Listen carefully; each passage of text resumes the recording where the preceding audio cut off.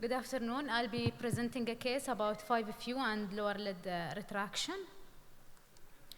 So this is a 46 years old female who was involved in a motor vehicle accident. She had a blowout fracture and multiple fractures.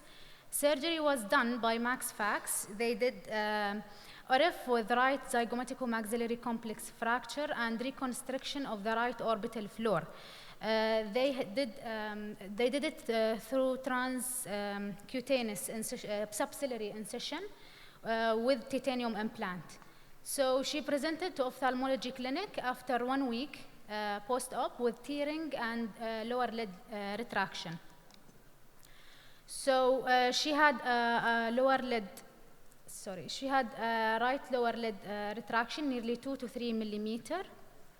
So on this visit, we advised her to do intensive massage, and we asked her to come in 1 week to consider 5FU intralegionally. So she came after 1 week. So 2 weeks post-op, she presented with right lower lid retraction temporally 2 to 3 millimeter. She can't move the right lower lid upward as it is fixed. So most probably it is a middle lamellar scarring.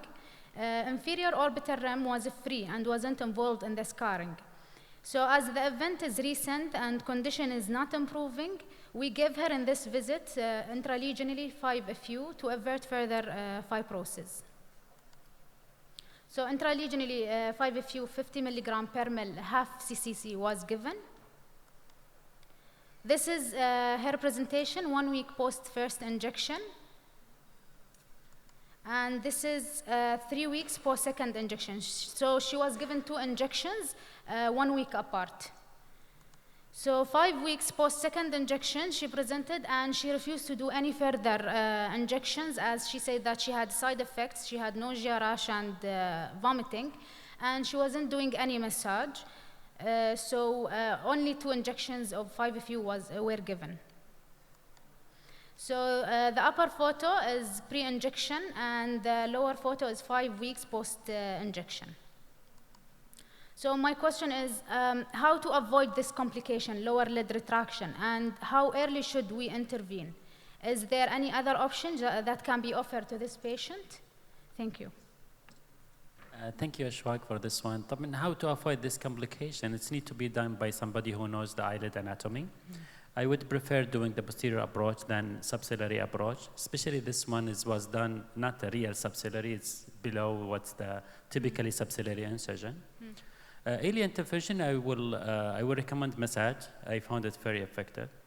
What I do, I inject 5FU, but not like 1 week after. I recommend massage, then I would ask patient to come in 3 weeks' time. I do 5FU maybe 80% and 20% steroids to be diluted. And they will recommend massage till like 6 weeks. If it's no more improvement with a very compliant massage from the patient, I may go and do a revision for the scar and plus minus spacer if it's needed.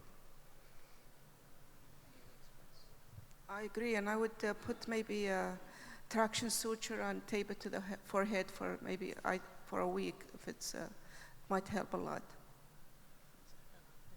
I agree with both Dr. Adel and Dr. Hela. I think the problem is the way of doing the surgery in the beginning. The scar is a little bit down, and I'm not sure what happened during the surgery. That's what caused the lid to go down. Because if you do it the right way, you shouldn't have the lid and the scar that's pulling the lid down. Otherwise, I agree with Dr. Adel for that. Can we go to the very first slide, please? So can I take exception to something that you mentioned in the very first slide? So what's wrong with the second sentence? What's the difference between the second sentence and the third sentence? So moment you say it's a zygomatico-maxillary complex fracture, that means the rim is involved. When a rim is involved, any fracture of the floor and or medial wall is not a blowout fracture. Okay. Correct? Yes. Very good. This, by definition, blowout fracture is where the orbital rims are intact, one or more walls of the orbit are blown out. Usually it's the floor, second it's a medial wall, very rarely it's a roof. So number one, in terms of ZMC fracture, that's a rim is involved, okay? The second thing is, yes, Adel beautifully pointed out, they say it's a subciliary incision. This is not a subciliary incision. They found a crease in the lower eyelid. It's a crease incision rather than a subciliary incision, which we nowadays hardly ever do it as well.